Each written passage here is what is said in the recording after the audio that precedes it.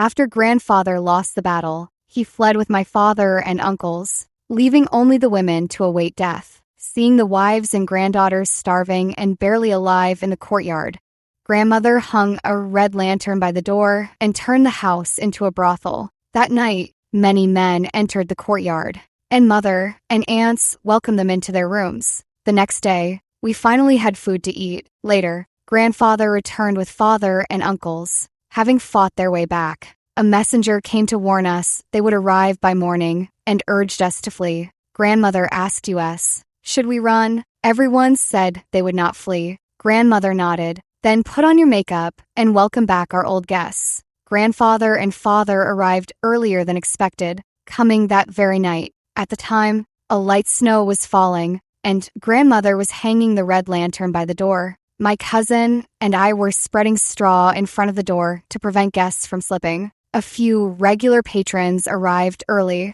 eyeing my cousin with ill intent. My cousin was 12 that year, 6 years older than me, with a beauty as pure as snow gathered under the moonlight. Patrons asked grandmother when my cousin would begin receiving clients, eager to be the first. Before the words faded, one man's head fell and rolled to grandmother's feet. Other patrons tried to flee, but had their throats slit on the spot. Terrified, my cousin and I hid behind grandmother, who calmly gazed ahead. In the flickering night, a dozen tall men in black armor appeared like ghosts. The foremost sheathed their cold blades and nodded to grandmother. Mother. I then realized it was my uncles and father who had arrived. I cautiously studied them, unsure which one was my father. He abandoned mother and me when I was 3, leaving no memory of him, until my eyes met those of a young, stern-faced man. I faintly sensed something familiar about him, yet he averted his gaze and did not look at me again. Grandmother asked calmly, "Where is your father? The king?" The leading uncle replied, "Father is still marching and will arrive by morning." Grandmother nodded, then turned and called out to mother and the aunts in the courtyard. "The old guests have arrived. Girls, come out and welcome them." The uncles' faces turned stern, radiating murderous intent. Mother and 4 aunts stepped out, all exquisitely adorned, with skin like polished jade and slender, graceful waists. The cold wind swept through, their sheer gauze robes fluttering in the snow like celestial fairies about to ascend to the moon. They bowed gracefully and said, "Honored guests, please come inside." The uncles did not move, only gripping their swords tightly. I recalled the messenger who came early this morning, saying grandmother had led the women into this disgraceful trade for 3 years, ruining grandfather's reputation, and that he would surely come to kill us. We must flee quickly. My heart pounded wildly as I timidly hid behind mother. At that moment, eldest aunt stepped forward, approaching the lead uncle, and said in a gentle voice, "My lord, the wind is harsh here. Please follow me inside. I have prepared fine wine and delicacies. Allow me to attend to you properly." Uncle twisted his wrist, placing the blade of his long sword against eldest aunt's neck. Grandmother spoke up, "Leo, since you're here, why not come inside? Must your mother speak with you in this freezing snow?" Leo was my uncle's name, so he was cousin's father, eldest aunt's husband. I turned to look at cousin. Her eyes were filled with hatred. How could she not hate him? As the youngest among the sisters, my memories of 3 years ago were hazy. I had been drifting through life in a daze. But for cousin, every moment of it was etched into her bones. Uncle slowly lowered his sword and followed eldest aunt into the courtyard. The other aunts also approached their respective uncles, urging them to enter. Mother walked over to the man who had locked eyes with me earlier. Her slender fingers brushed the snow from his shoulder, her voice soft as a spring oriole. "General, please." The man shoved my mother away, and she fell to the ground. "Mother." I rushed over at once to help her up. Grandmother looked at him. "Mason, why are you still so impulsive?" I felt somewhat bewildered. So, he was my father. Outside, the wind and snow raged, but inside, warmth bloomed like spring, with cloying incense intoxicating the senses. Grandmother sat in the seat of honor. Uncles below, aunts pouring wine for them. Mother had changed into clean robes and sat smiling beside father as always. My cousin and I warmed wine behind the beaded curtain, just like usual. My hands trembled. Cousin grasped my hand and whispered, "Don't be nervous. I'm here with you." Originally, there were 6 of us sisters, but 3 starved to death the first winter we were exiled to Frostflow City. Another sister was trampled by the city lord's son's horse while playing in the street last year and breathed her last in her mother's arms. Grandmother did not seek justice. She even smiled before the city lord, a lowly little girl. It was her fortune to be sent off by your esteemed son. That night, she even stayed to serve the city lord. Grandmother was an exceptionally beautiful woman, still peerless in appearance even nearing 50. Born into a family of nobility and luxury, she caught the crown prince's fancy in her youth and nearly became his consort. Yet she fell in love with grandfather at first sight and at 17, defying all odds, married him and followed him to his barren fiefdom. There, she and grandfather raised 5 sons together. Later, when chaos engulfed the realm, her natal family's downfall left her without support. She said she feared nothing. She still had her husband and sons, but in the end, both husband and sons abandoned her. The day after serving the city lord, he remarked to his vassal, "I asked her, in the bedchamber, who is more skilled, me or the Prince of Jinn? Guess what she said?" What did she say? She said it would be most thrilling if all 3 could share the bed together. Everyone burst into uproarious laughter. From then on, grandmother's reputation for insatiable lust spread across the 9 provinces, and grandfather became the laughingstock of the realm. Some worried. Doesn't she fear that if the Prince of Jinn ever returns to power, he might flay her alive? Now that grandfather has made a comeback, Frostflow City is a place of exile, not a military fortress. Grandfather came here specifically only because of grandmother. I looked at grandmother with concern, but she appeared as calm as usual, showing no signs of worry. Seeing that father and uncles weren't drinking, she laughed and said, "What? Afraid the wine is poisoned?" Father and uncles remained silent. Grandmother had mother and aunts drink first. Then she drank a cup herself. "It's not poisoned." The uncles still didn't move, while father poured his wine onto the ground. Grandmother didn't press further and asked cousin and me to refill the charcoal in the brazier. According to mother, we still have 8 brothers, some born to aunts, others to uncles' concubines. 3 years ago, when the city fell, there weren't enough carriages and horses, so grandfather secretly abandoned us, taking his favorite concubine and all the men with him. By the time grandmother realized, only a house full of women remained to face the rebels. Cousin and I brought charcoal and skillfully added it to the brazier. Grandmother continued, "Of the 6 girls in the family, only these 2 remain now. Though they are girls, they are more capable than boys. Yara is 12 years old now, excelling in every art from music to calligraphy. Even in the celestial city, she would be considered first rate. Mason, though Tia is only 6, she is clever and well behaved. Given time, she will grow into a fine young lady." Uncle coldly stared at cousin and me. No matter how well they are raised, mother let them grow up in such a lowly place. It would have been better if they had died. Grandmother sighed bitterly. "It is all my fault as their mother." Uncle stood up. "Mother, there is no need to delay any longer. You must already know the reason we have come here first this time." Grandmother nodded. "Of course I know. After all, I ruined your reputation. It is only right that I atone with my death. But after all, I was once married to your father. I wish to see him one last time." But Uncle said, "Mother, you worry too much. No matter how much we resent you, we would not let you die. We came this time to deal with them." He scanned us women and produced a white porcelain bottle. "This medicine brings no pain. I'll find you a blessed burial site and perform rites for your swift reincarnation." Third aunt, usually the most fiery, chuckled. "How do you know it's painless? Have you tried it yourself?" Uncle replied, "I haven't, but I've seen others take it." Third aunt retorted, "If you've never taken it, how can you be certain there's no pain?" Uncle's expression turned impatient. "If you refuse the medicine, I can call the soldiers outside, but that death will be agonizing." My hand trembled. and the charcoal fell to the ground. I recalled the day rebels stormed the city, their pillaging and slaughter, how I'd witnessed their brutality firsthand. Grandmother urged my cousin to kneel before Uncle. Leo, tomorrow is Yara's 12th birthday. She's your daughter. Let her celebrate it before departing.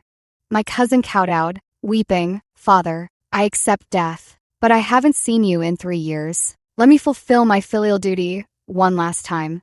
After a moment's thought, Uncle nodded in agreement, but second uncle and third uncle disagreed. They wished death upon those of us who had tarnished the Prince of Jinn's reputation. They asked fourth uncle and my father for their opinions. After consideration, fourth uncle sided with eldest uncle, leaving the final decision to my father. Father replied, I happen to have a matter to settle as well, so let them stay until tomorrow. With that, he pulled mother up and dragged her toward their room. Eldest uncle tried to intervene. Mason, don't be foolish now. There are plenty of beautiful women outside.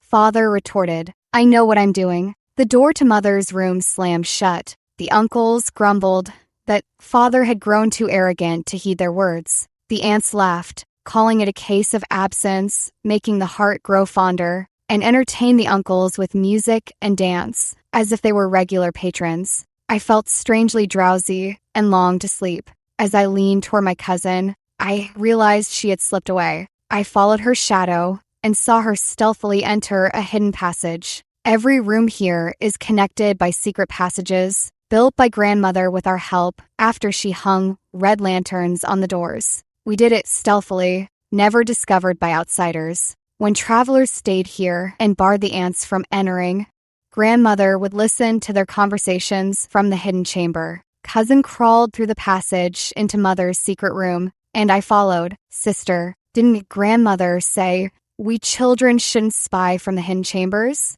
Cousin covered my mouth. Grandmother sent me here. Keep your voice down. Mother's voice echoed just then. General Way, the night is cold. Please have some wine to warm yourself. Peering through the peephole, I saw mother pouring wine. Her back was turned to father. Though her voice was soft and alluring, her expression was sorrowful. Father was spreading ink and paper on the desk. Are you planning to write or paint?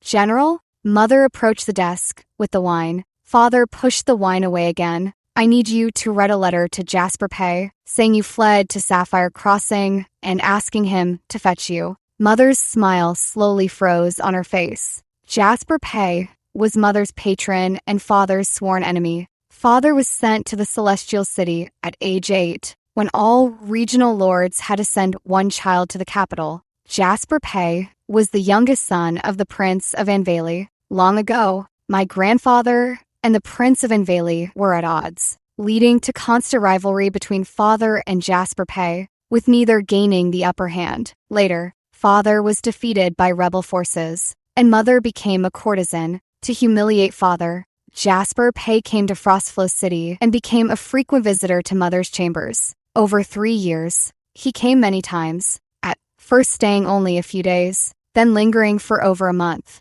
On his last visit, he remained in Frostflow City for 3 months, demanding mother's attendance nearly every day. A month ago, before returning to his fief, he came to our courtyard and urged mother to abandon everything and go with him. That day, I hid in a corner eating sweet rice cakes, while Jasper Pay stood under the eaves and told mother, "This prince can make you a personal maid, ensuring your safety and comfort for life." Mother was dressing by the window when she replied to Jasper Pay, "I would rather be a courtesan than a servant. Thank you for your kindness, young prince." Jasper Pay never tolerated defiance. Even the city lord had to greet him with deference, lest his armored guards draw blood. Yet that day, he did not anger at mother's words, only watched her quietly. The wind carried the last silk tree blossoms across the courtyard as he asked her, "Is it because you still cannot let go of him?" Mother's eyes held tender emotion. "There are too many I cannot forget. Young prince, of whom do you speak?" Jasper Pay gave no answer. When the wind stilled, he was gone. Mother sat by the window for a long time that day, so long that my legs grew numb from crouching, and I tumbled out into view. She chuckled, wiping crumbs from my lips and teased, "What a greedy little kitten." I playfully nuzzled against her like a cat, and she laughed. Later, I fell asleep in Mother's embrace. Mother gently patted my back, and I heard her say, "My Adi, may you grow up safe and sound." Mother asked Father, "Does the general wish for me to lure Prince Pei to Sapphire Crossing, then ambush him there?" Father did not deny it. "Yes." Mother laughed. "General, you've chosen the wrong person. I lack such capability." But Father gripped Mother's chin. "From what I know of him, he has taken a liking to you. If you write, he will surely come. Do as I say, and in the future I will spare your parents, allowing them to live out their years in peace." Forced to tilt her head back, Mother's gaze roamed over Father's face, as if searching for something. Then she laughed again. She was not one who laughed often, yet today, she kept laughing before Father. She hooked her arms around Father's neck. "If the general spends one more night with me as husband and wife, I will write this letter." Father's eyes turned wary. "Don't try any tricks." Mother looked pitiful. "What tricks could a weak woman like me play? I just miss the general too much." The 4 years I was married to the general were the happiest days of my life. After tonight, I will write this letter and take that pill. Then I can die without regrets. Something felt wrong. This didn't seem like my mother. My mother hated Father, though she never mentioned him in front of me. Yet I knew it all the same. Father retorted, "What if I refuse?" Mother's expression tightened. "Then I cannot fulfill the general's wish either."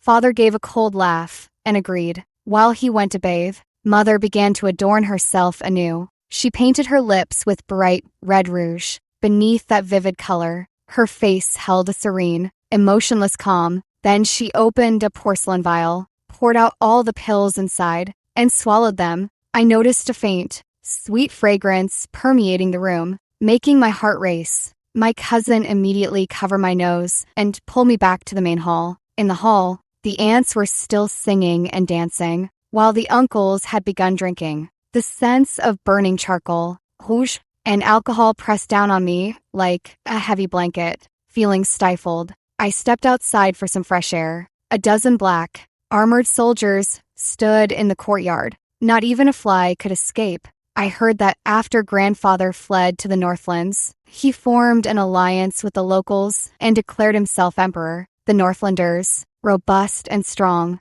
marched south with him, leaving trails of corpses and rivers of blood in their wake. The black, armored soldiers unnerved me, so I hurried back inside. Grandmother then said she was tired and wished to retire to her room. She called my cousin and me to her chamber, asking us to sleep with her tonight. I was so drowsy I could barely keep my eyes open. In my half-asleep state, I faintly heard my cousin recount everything she had just witnessed about my parents. Grandmother replied, "He is more capable of great deeds than his brothers, but also more dangerous. We must be cautious." I wanted to ask what they were talking about, but I was too drowsy and eventually succumbed to sleep. When I woke, the sky was dimly lit, and neither my cousin nor grandmother were there. Rubbing my eyes, I went to find Mother. Passing through the front hall, I saw my uncles slumped over the table in deep sleep, and my aunts were asleep as well. As I skirted past eldest uncle, he suddenly opened his eyes and looked at me like a cat watching a mouse. I thought they were all asleep, never expecting them to be so alert. No wonder grandmother warned the aunts yesterday to be prudent and cautious, not to act recklessly. I hurried into the courtyard, where Father was practicing sword forms in the snow. His bare torso was crisscrossed with old and new scars, marks from the battlefield. I unconsciously halted my steps, and he too stopped his sword practice. We stood gazing at each other in the falling snow. This was the first time in my life I had seen him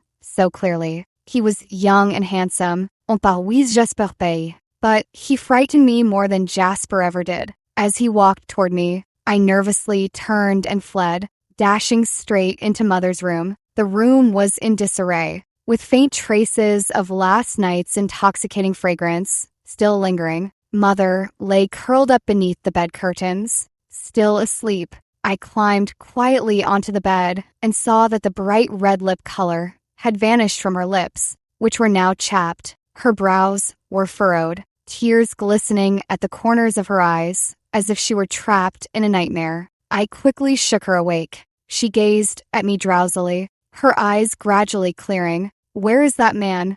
I assumed she meant father, practicing swordplay in the courtyard. She murmured, "He actually has the energy to practice swordplay."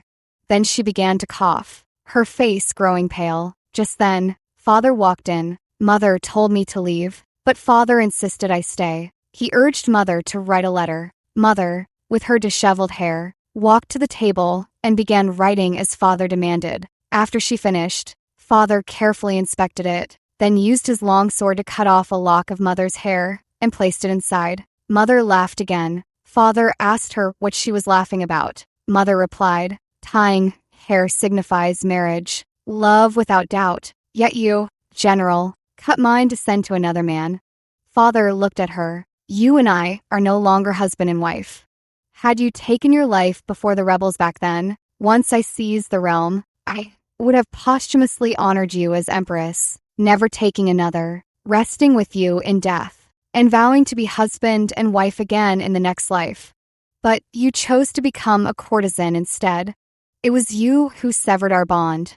Yet I wanted to say, I often miss my 4 deceased sisters, but no matter how much I yearn, I cannot see them again. Once someone dies, no amount of effort from the living can change a thing." Before I could speak, father took the letter and left. Mother was still laughing, though she laughed. Tears welled in her eyes. Grandmother came in and wiped mother's tears. "I made your favorite chestnut porridge. Come eat." Mother nodded. "I'll come after washing up." Grandfather arrived before we finished breakfast. Shouts and clashes echoed from outside the city walls, but soon faded away. Eldest uncle said the Lord of Frostflow City overestimated himself, daring not to open the gates at once for grandfather's arrival. He brought this upon himself. Then came the sound of weeping and wailing throughout the city. Grandfather had ordered a massacre. The air was thick with the smell of blood. Fourth aunt, the most timid among us, leaned against a pillar and retched. Fourth uncle laughed at her weakness. He added that everyone in Frostflow City was guilty, so their deaths were nothing to regret. Fourth aunt wiped her mouth. Yes, they were all guilty. Their deaths are nothing to regret.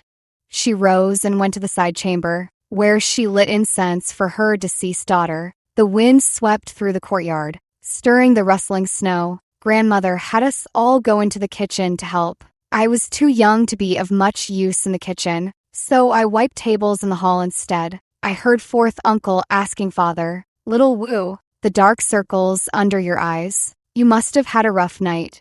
I glanced at father and saw that there were indeed dark circles beneath his eyes. When I saw him in the secret chamber last night, he didn't have them yet. Father kept polishing his sword and didn't answer. Fourth uncle pressed on. "Compared to when she was a proper lady, how does she taste now? More intoxicating, isn't she?" Father shot him a cold glare. Fourth uncle curled his lip. "You're not falling for her again, are you? Don't say I didn't warn you. If the Northland's princess finds out you're still tangled up with Jejeong, it'll be a disaster. No doubt the princess has already entered the city by now. Jejeong is in for a world of trouble. Jejeong is my mother." I immediately put down the rag and hurried to the kitchen. Mother was kneading dough with grandmother, and I told them everything I'd overheard. Grandmother praised me and told mother that the previous information they received was correct. She instructed mother, if she truly met the Northland's princess, to lower her collar a bit. "You must let the princess know what happened between you and Mason. Make them chaotic. The more turmoil, the better." Mother nodded. I grew anxious. No, mother mustn't meet that princess. Fourth uncle said, if she does, mother will suffer terribly. Mother told me not to worry, saying the worst days were already behind her. At lunch, the table was laden with dishes, more abundant than even our New Year's feast. Grandmother led us to wait at the courtyard gate for grandfather's arrival, but grandfather never came. Instead, a herald arrived, summoning all of us to the city lord's residence. Grandmother wasn't surprised, as if she had anticipated all of this. She had my cousin offer a toast and kowed out a first uncle here. and also had me offer a toast and count out my father. I was puzzled, but today isn't my birthday. Grandmother replied, not for your birthday, but for the bond you and your father share in this lifetime. I obediently went over to offer father a toast. Grandmother said to the two of them, after drinking this wine, the bond between father and daughter will be severed. Think carefully.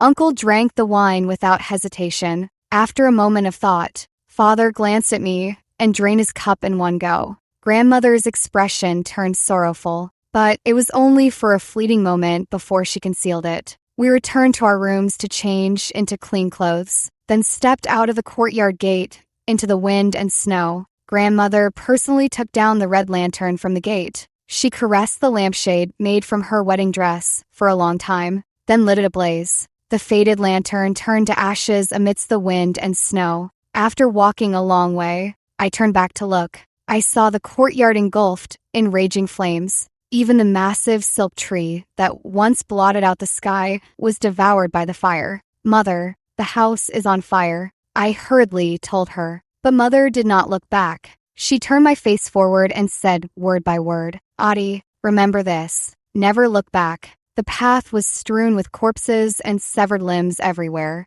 Frostflow City had 10 to 20,000 people, yet in just half a day, its once bustling streets fell deathly silent. Some died, others hid. The rumors were true. Grandfather was a terrifying man. As soon as we arrived at the city lord's manor, a delicate-looking woman rushed out, followed by a dog as large as a calf. The woman threw herself into father's arms. Amin, you finally come. Father addressed her respectfully as princess, and my uncles also treated her with great deference. After speaking with father, she turned her gaze to us, finally settling on Mother and me. She asked Father, are they your former wife and daughter? Father nodded. She looked Mother up and down. She's so beautiful. Can you give her to me? I want to use her skin to make a lantern. It would be exquisite. Father replied, she is not from a respectable family. Another day, I shall present your highness with someone more beautiful and pure. The princess pouted. We in the Northlands care not for a woman's chastity. I want her. What, are you reluctant to part with her? Father said it wasn't that. Grandmother stepped forward to defuse the situation, but the princess shot her a disdainful look. You should worry about yourself, whether you'll leave this lord's manor alive. Grandmother smiled faintly and led us further into the manor. The lord's manor was built on high ground, vast and imposing, overlooking all of Frostflow City. Grandfather stood before the high steps, accompanied by a woman younger than my mother, draped in white fox fur and holding a 3-year-old girl in her arms. The girl was also clad in fox fur, plump and rosy-cheeked, with an air of blessed fortune. I knew that woman was grandfather's favored concubine, and the child in her arms was the daughter she had borne him. Though we were all born in the Prince of Jin's mansion, our fates could not have been more different. Behind grandfather stood several youths, my cousins who had been taken away by him 3 years prior. They glared at their aunts with resentment. Once, they had laughed and played in their aunt's arms, but now they felt their mother had utterly shamed them, wishing never to see her again, even in life or death. Grandmother led us to pay respects to grandfather. Grandfather looked down at her from his elevated position. You've come. Grandmother lifted her head, her expression solemn. Your humble consort has come. Grandfather said, the sons you bore still favor you, allowing you to live until today. Grandmother smiled faintly. Indeed, they are all fine sons I bore. Grandfather sighed. Mingyue, what unfinished wishes do you have? I may grant them today. Grandmother did not plead for our lives. She made 3 requests. First, to personally execute the city lord and his eldest son. Second, to share one last meal with grandfather. Third, that all us women die at the same time, so we may have companions on the road to the underworld. Grandfather did not agree to the first request. He said the city lord had already surrendered and was willing to offer all his gold, silver, and provisions, so past grievances should be wiped clean. Moreover, he has already raised the city. All those patrons who once visited our courtyard are dead. which can be considered closure for grandmother and the women of the household. The favored concubine chimed in, "Sister, what's done is done. Holding on to the past will only bring you pain." Grandmother did not argue further. "You're right. Clinging to it only torments oneself. Then let it be changed to watching the fireworks once more. This humble consort remembers meeting your majesty for the first time beneath the fireworks in the celestial city. 1,000 lanterns shone like trees. 7 branches of blossoms burst aflame. If I could witness such splendor one more time, this consort would die without regrets." Hearing grandmother's words, grandfather also seemed lost in thought. Perhaps he too recalled his youth, devoid of his father's favor, lacking brotherly camaraderie. He grew up in solitude, believing his life would always be that way. Yet unexpectedly, a maiden pure as moonlight barged into his life, taking his hand and leading him into the surging crowds. Grandfather consented. "Very well, I grant your wish." The favored concubine grew anxious. "Your majesty must not agree. She's surely stalling for time. Your journey south to rendezvous with my father and brothers must not be delayed." Grandfather said one more day would make little difference. And so we lived another day. My cousin and I stood at the edge of the high platform, gazing upon Frostflow City. My cousin looked south into the distance. I asked what she was watching. She replied, looking back at the path we came.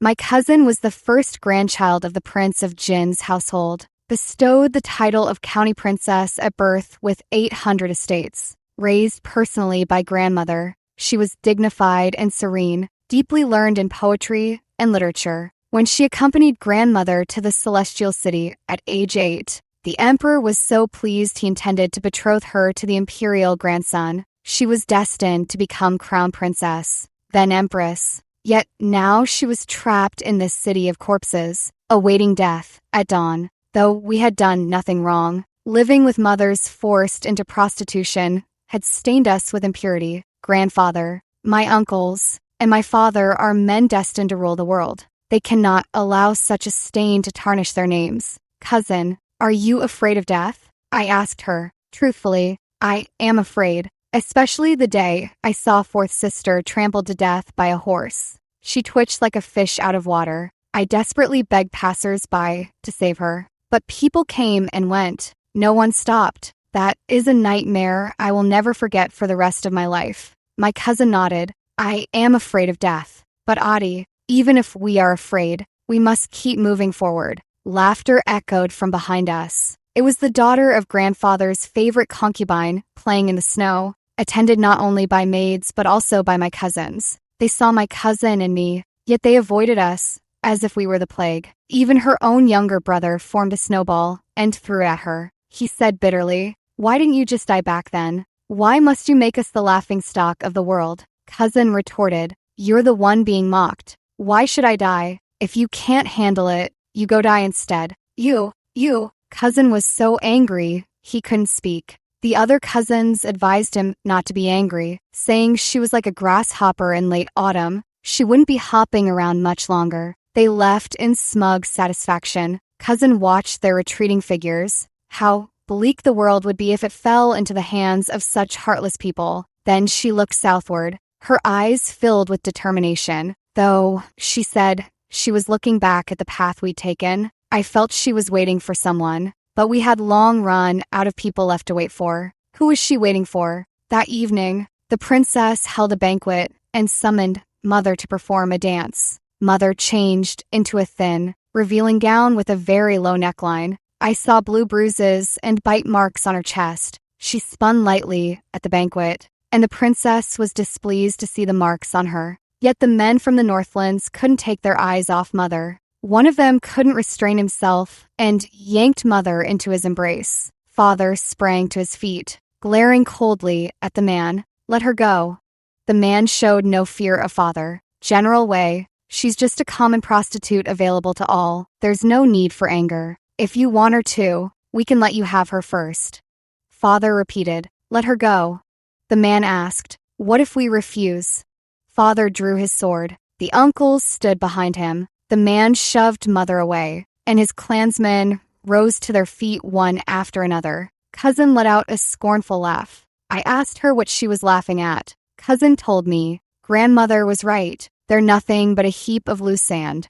I didn't understand. Cousin explained that the people from the Northlands weren't truly helping grandfather fight. They also wanted to invade the Central Plains. Now that their main forces had entered Zhongzhou, they intended to cast grandfather's side. Otherwise, if grandfather allied with others in Zhongzhou, they would surely turn around and slaughter the Northerners. And grandfather knew this well, so he must have long been prepared for them. Those who distrust each other ignite at the slightest spark. All they lacked was a fuse between them. Mother, she was that fuse. Cousin gritted her teeth. Fight, hurry up and start fighting. But the Northlands princess stopped those Northerners. Her whip lashed across Mother's body. You're nothing but trouble. Guards, drag her out and feed her to my dogs. So that massive dog by her side, it ate people. Father intervened. Princess, perhaps grant her a swift end instead.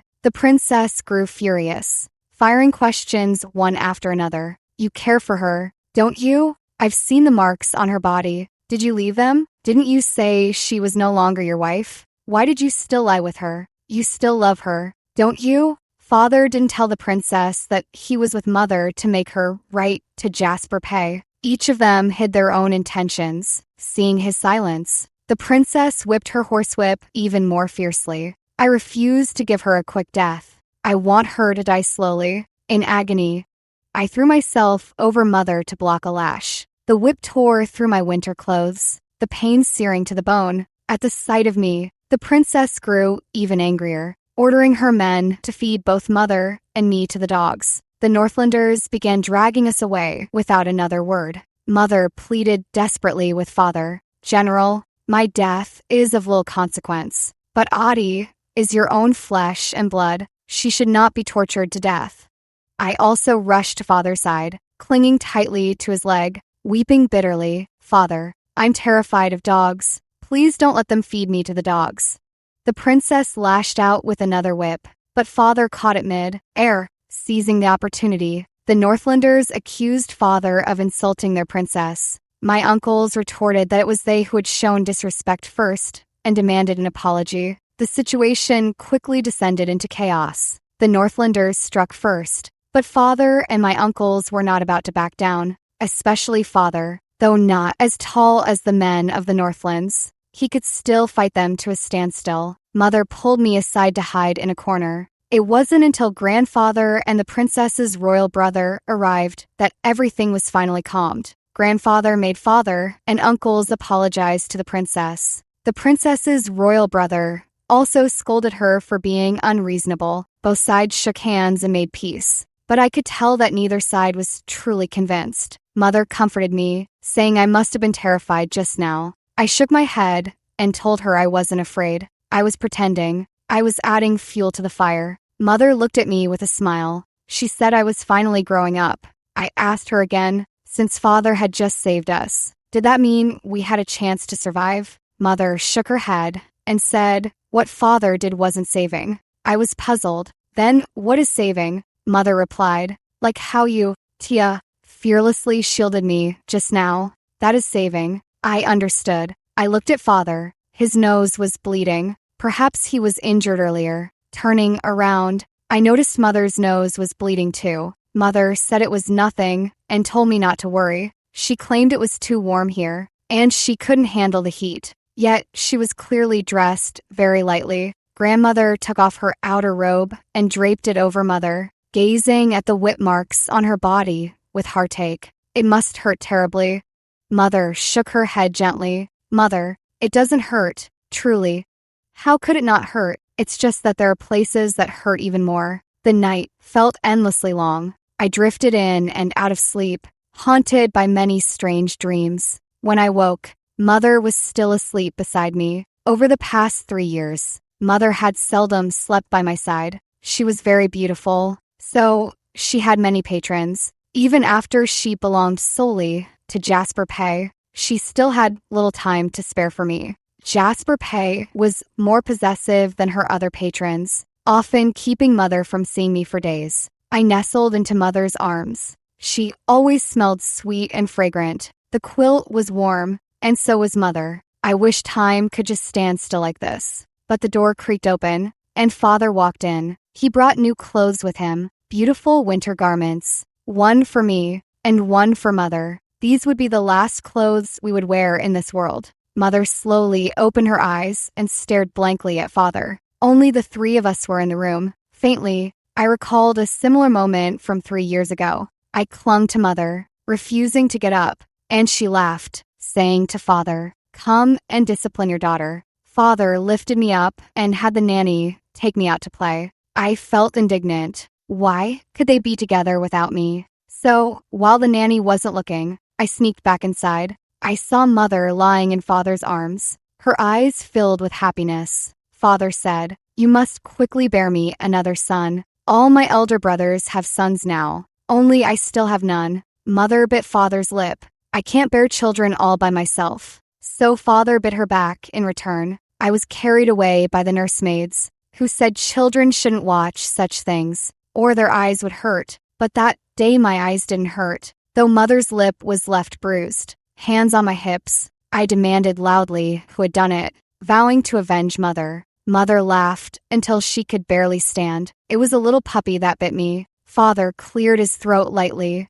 picked me up in his arms, and laughed as well. Back then, they were still young. The enviable young couple of Prince of Jin's mansion. Sometimes I think it might have just been a dream. Perhaps it's because it was too beautiful that I remember it all this time, and I never truly possessed the beauty from that dream. Perhaps we three are also in a dream now, which is why Father sent us new clothes. Father walked over and asked Mother, "What are you looking at?" Mother slowly came back to her senses and answered irrelevantly, "I had a dream last night." "What dream?" "In the dream, I sometimes transformed into a crane, while countless grasses in the mortal world turned into fireflies. But there are no fireflies in Frostflow City. One can only see them in dreams." Father put down the clothes and turned to leave. Mother called out to him again, "General." Father did not turn back. "What is it?" Mother propped herself up. "In the 2nd month after coming to Frostflow City, I miscarried a child.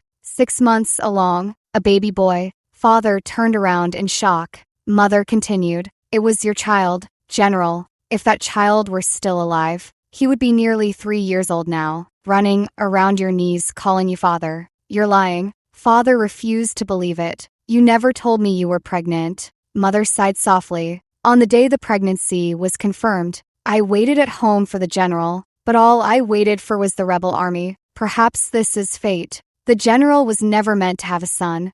Father grew agitated and began bleeding from his nose again. He strode away quickly. I don't recall whether Mother ever had a miscarriage. In those early days at Frostflow City, my memories are only of endless cold and hunger. I was so hungry, I fought stray dogs for scraps. Grandmother and the aunts searched everywhere for work, willing to take any dirty or exhausting job, but no one would hire us. Some even placed bets on how long it would take for us to starve to death. Those are days I never wish to remember. If you don't think about them, you forget. "Mother, did I really have a brother?" I asked her. Mother wiped the tears from her face. "No," I lied to him. But if it was a lie, why was she crying? That day, we all put on new clothes. Everyone looked beautiful, especially Grandmother, who was as lovely as the autumn moon. Today is the day we die. Grandmother ate and spoke with us, as usual, waiting for the grand fireworks display in the evening. The snow had stopped last night. Grandfather's army was resting in the city at this time, and they took the opportunity to plunder the people's belongings. From time to time, screams could be heard. People who had been hiding were discovered. Grandfather's youngest daughter was frightened and cried. The favored concubine comforted her. "Don't be afraid. This is the city of sin. Its people are all sinners. Your father is carrying out heaven's will." She said the same thing as fourth uncle. I thought this child resembled fourth uncle even more. Grandmother looked coldly at the favored concubine. The favored concubine accused Grandmother of insubordination and ordered someone to slap her face. But no one dared to step forward. After all, Grandmother had been their mistress for over 30 years. The favored concubine taunted Grandmother, saying, Do you know, back then, it wasn't because there weren't enough carriages that they left you behind.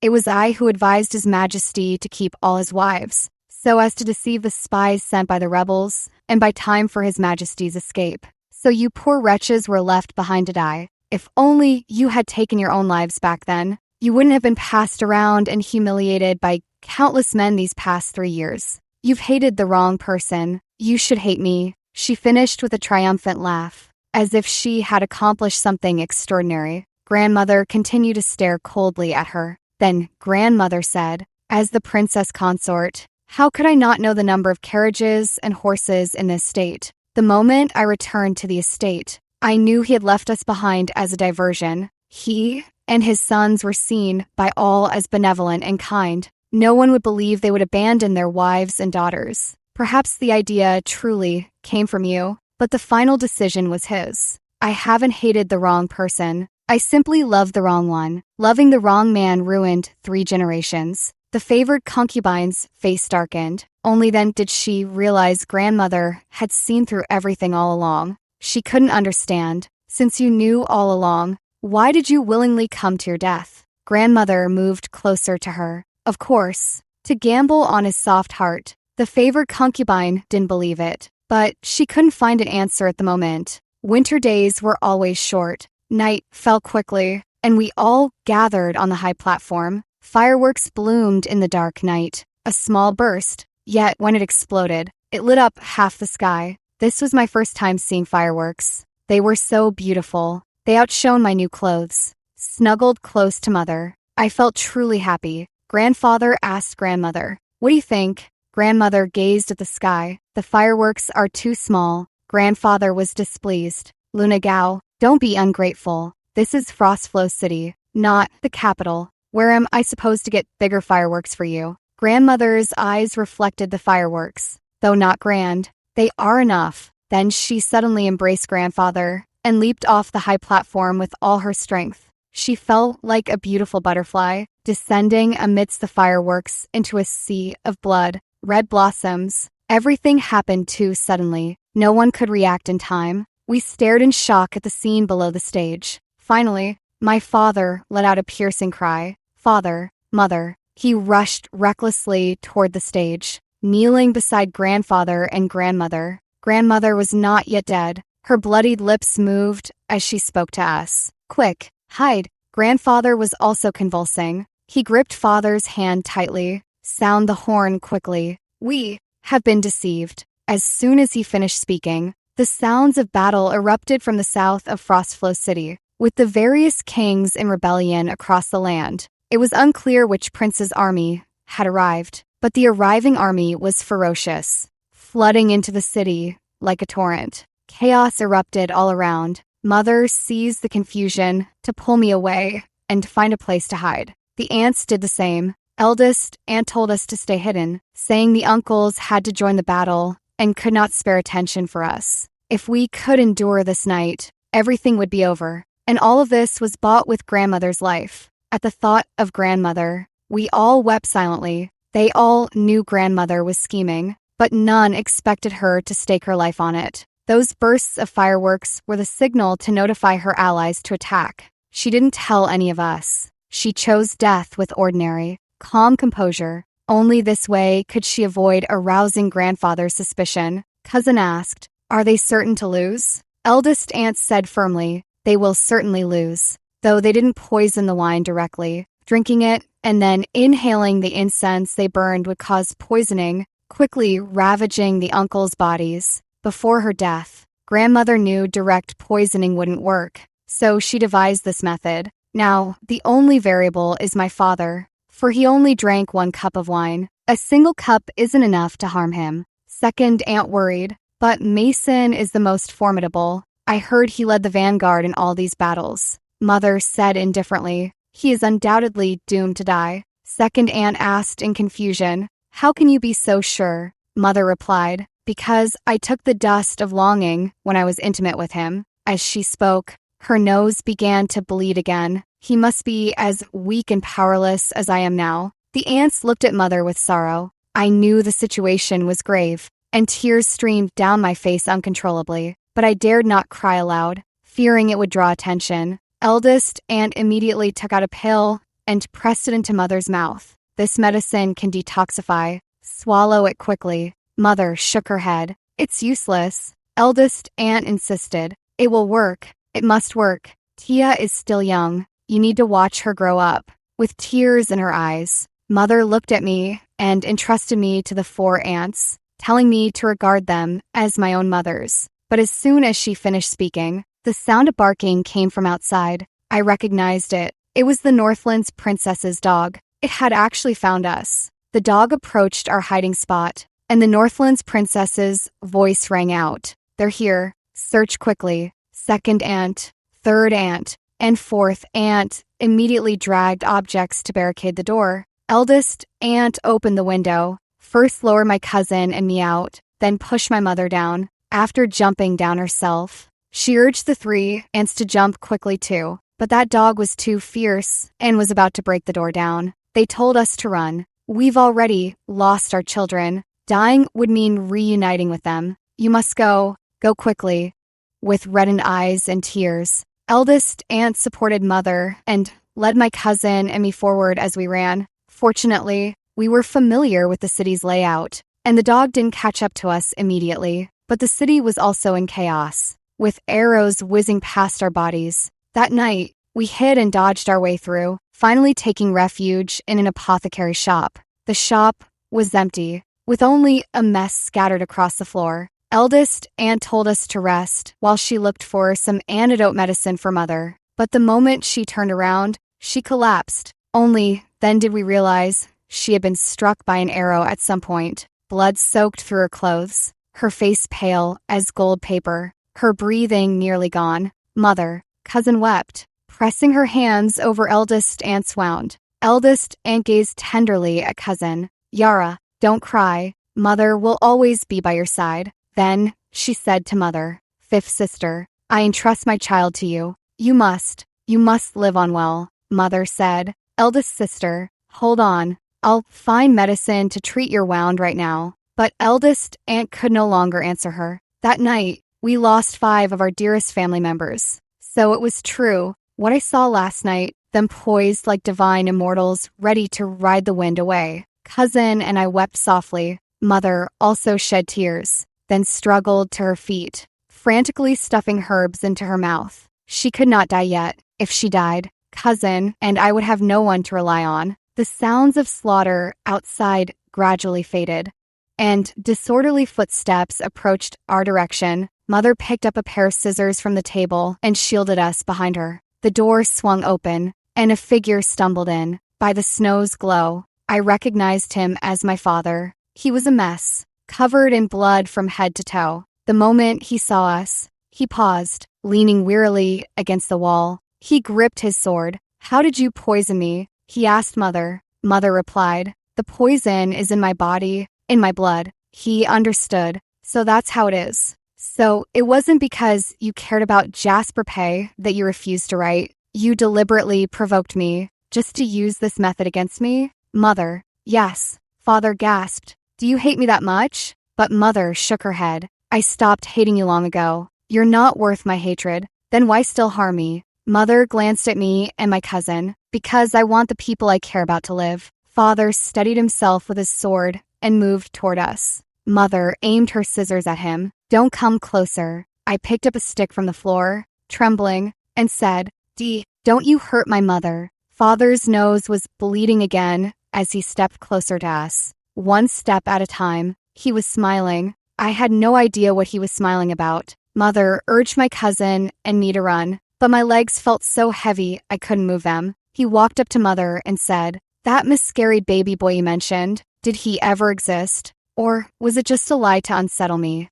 Mother said yes. He swayed unsteadily, bracing himself on his sword as he half knelt on the ground. Just then, someone else burst in. The princess from the Northlands, led here by her dog. The dog was covered in blood. It was impossible to tell whether it was the dog's or my aunt's. When the princess saw Father kneeling before Mother, she snarled, I'll kill her right now to ease your hatred. She raised her curved blade and swung it at Mother, but in the next instant, A long sword pierced straight through her heart. It was Father who killed her. She turned back in disbelief. Why? Father's eyes turned ferocious. No one but me can kill her. The princess died. Before she died, she whistled to her dog. Her dog whimpered and lunged at us. Father raised his sword to strike, but the dog was too large. One swing wasn't enough to kill it. Mother grabbed my hand and my cousin's, and we ran. But after a few steps, she stopped, turned back, and tried to shut the doors and windows to trap Father and the dog inside. However, the clinic's doors and windows couldn't be secured from the outside. Inside the clinic, Father's voice grew weaker, while the dog, tasting blood, grew more frenzied. After a moment's thought, Mother told my cousin to take me and run south. Then she returned to the clinic and barricaded the doors and windows from the inside. As she closed the last window, she gave me a gentle smile, then vanished from view like a wisp of breeze. Mother, I screamed, my heart tearing apart as I ran toward the clinic. I knew why she did it. Only this way could my cousin and I survive. But I knew that if I left now, it would be a final farewell between mother and daughter. I couldn't bear to part like this. My cousin dragged me along forcefully. I pushed and bit her, yet she never let go. Finally, she slapped me hard. Go, or else everyone's deaths will be in vain. Gradually, I stopped struggling, numbly letting my cousin pull me forward. I wanted to turn back and look, but then I remembered what Mother said to me yesterday. Tia, never look back. She told me never to look back. Yet, for my sake, she looked back countless times. In the end, I did not look back. I couldn't let everyone's sacrifices be for nothing. I couldn't become a burden to my cousin. We ran desperately, tears falling one by one in the wind. Finally, we saw a troop of soldiers clad in silver armor. My cousin shouted, "Are you the soldiers of the Prince of Yarrow?" They replied, "We are the Prince of Yarrow's army." How did you know, little girl? My cousin straightened her back. We are ninth generation descendants of the heavenly clan of the great Young Dynasty. The current emperor is our paternal great uncle, and Prince of Yarrow is our uncle. We request an audience with His Highness. Every word fell with deliberate weight, as if rehearsed 1,000 times. The guards, visibly awed, dispensed with questioning. Young mistresses, please follow us. Thus we returned to the city lord's manor. Grandmother and grandfather's bodies had been properly laid out. A middle-aged man stood beside grandmother, tenderly stroking her face as he closed her eyes. My cousin knelt before him. Yara Wei presents herself and her sister Tia Wei to your majesty. So this was the emperor, the man who had once sought grandmother's hand. As sovereign amidst national turmoil, his presence here defied all reason. Yet he had come. The emperor studied us and told my cousin, 3 years apart, and you resemble your grandmother evermore. My cousin met his gaze with poised dignity. Grandmother always said, I take after your majesty. The emperor sighed and had someone lead us away to rest. Exhausted, I fainted. When I awoke, the bodies of father, mother, and eldest aunt had been brought back. Those who retrieved them said that, from the scene, the dog had bitten father to death first, then poisoned itself with his blood before mother finished it off. But by then, mother was at the end of her strength and ultimately died beside eldest aunt. I walked to mother's side. Her face was pale, her arm bearing a wound deep enough to reveal bone. Yet I felt no fear. I lay down beside her, pressing my cheek against her chest. Her face remained unchanged, but I could no longer hear her heartbeat or feel her warmth. Someone pulled me away forcefully, saying a child shouldn't stay too long with the dead, lest they fall ill. They took mother's body away. I chased desperately after them. Mother, don't leave me. Please don't. In the end, I collapsed onto the snowy ground.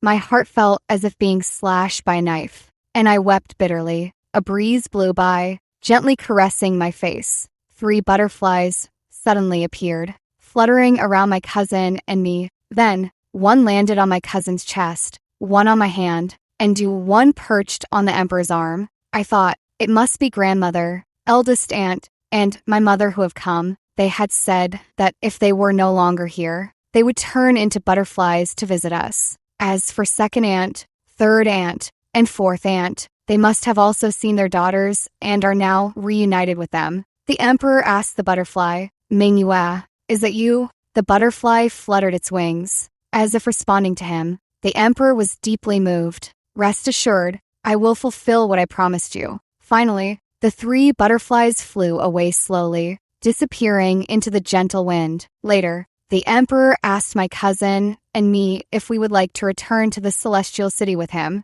He said he would pardon us and restore our titles as princesses upon our return. My cousin shook her head. The emperor asked, Then what is it that you desire? Cousin knelt down. Your grandchild humbly requests your majesty to grant us Frostflow City as our fiefdom. She said her family died here, and she wished to make Frostflow City their mausoleum, guarding it for life. The emperor agreed, appointing her as the new city lord, leaving officials and troops to assist her until she came of age, then relocating 1,000 households to garrison the city, with all tax revenues under her control. As I was still young, my enfeoffment would be decided later. All of this had been prearranged by grandmother with the emperor. On the day 4th cousin was trampled to death by a horse last year, grandmother also learned of grandfather's resurgence. She used herself as bait, uttering that infamous line about how wonderful it would be if the 3 could share joy on the same couch. She knew grandfather would be furious and would certainly come to Frostflow City for her. She wrote to the emperor, promising to kill grandfather and his sons to eliminate the emperor's greatest threat, to secure a bright future for her daughters-in-law and granddaughters. Every step that followed unfolded within grandmother's calculations, except for father, who absolutely refused to drink, and the keen-nosed dog of the Northland's princess. Perhaps this is the way of life, joy and sorrow, parting and reunion, just as the moon waxes and wanes. Perfection remains ever elusive. We gave grandmother, aunt, and mother a proper burial. As for grandfather, the uncles, father, and the other men, their bodies were taken by the emperor. It was said the emperor intended to hang them on the city walls as a warning to others. The favored concubine also died in the turmoil, though she was tortured to death by the Northlanders. They had never liked her to begin with. The Lord of Frostflow City and his son were executed under my cousin's supervision. That day, the Lord and his son kowtowed in repentance, vowing to atone by becoming lifelong vegetarians. You actually think vegetarianism is the greatest suffering, that it can absolve your sins? My cousin sneered and ordered them to be executed by Lingxi. In the end, she had their heads severed and placed before the tomb of our trampled cousin. She stroked the tombstone. 4th sister, we have avenged you.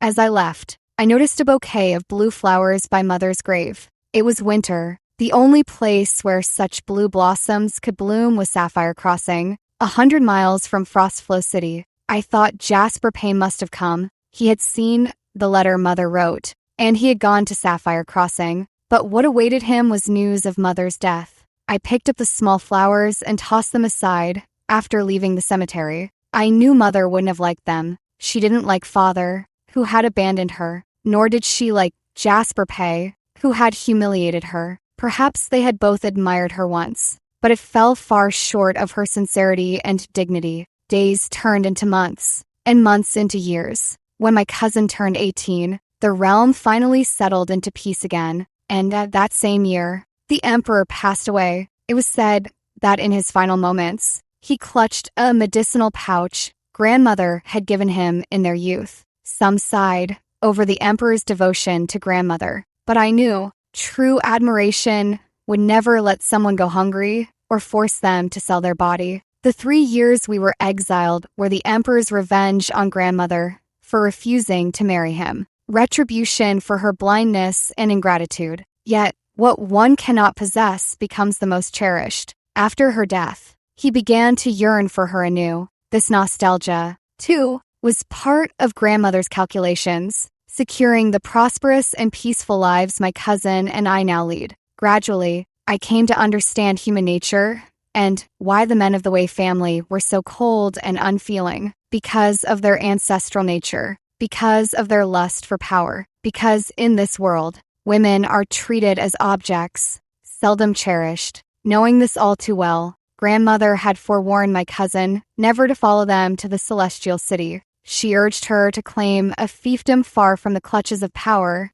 and live a life of freedom. My cousin now embodies grandmother's legacy, governing Frostflow City with impeccable order. On my 12th birthday, an envoy from the celestial city arrived, bearing the late emperor's decree. I was enfeoffed as a princess, presented with a convoy laden with gold and jewels, and granted 800 households as my fief to expand Frostflow City. On this day, my cousin and I had fireworks set off for us. Countless fireworks bloomed in the night sky, grand and dazzling, amid the flickering lights. Several butterflies danced gracefully, tears streaming down our faces. My cousin and I reached out to them. They landed on our hands, lingering as if unwilling to leave. We brought them with us into the city, letting them witness the joyous laughter of the people beneath the fireworks. This was no longer a city of sin, nor were there any sinners. There were only two young women supporting and staying by each other's side. They would carry endless longing for their family, blessed with warmth through the seasons, and flourish like the wind, nurturing the crops.